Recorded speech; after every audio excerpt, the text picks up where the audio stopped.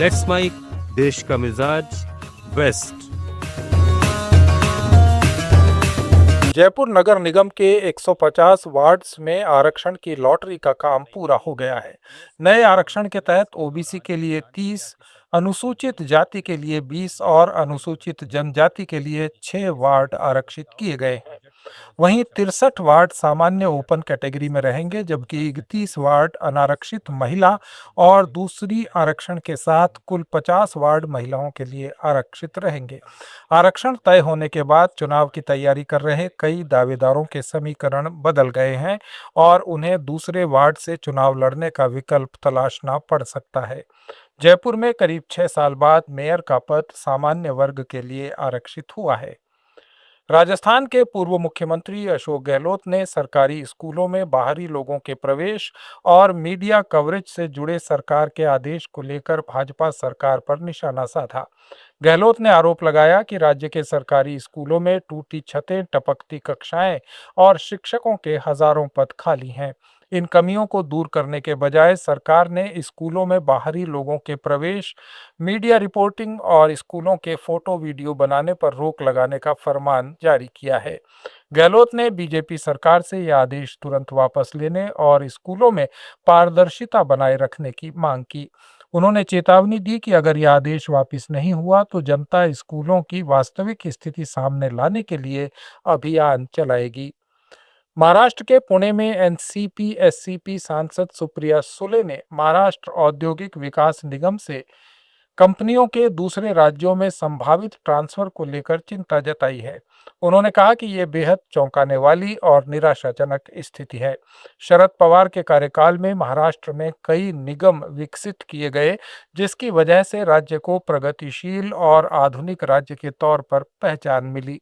सुले के मुताबिक सड़क, बिजली और टैक्स से जुड़ी समस्याओं के कारण महाराष्ट्र दूसरे राज्यों से पिछड़ रहा है।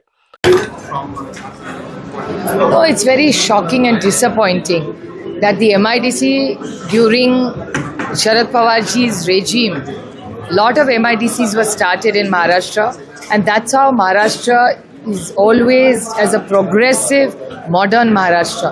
And it's very unfortunate that due to lack of infrastructure, be it roads, be it power, be it tax issues, today we are losing to other states. So it's very, very painful.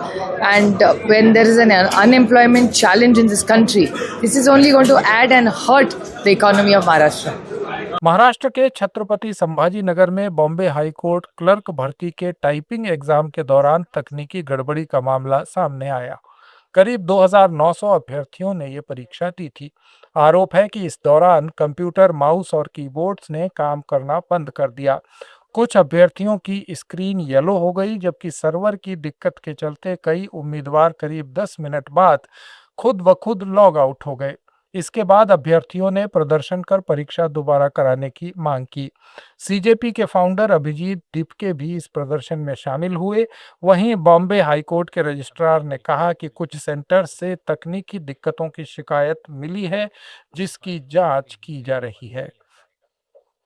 Gujarat में भरूच जिले के दहेज Gujarat industrial development corporation में vision products private limited की chemical factory में धमाके के बाद भीषण आग लग गई।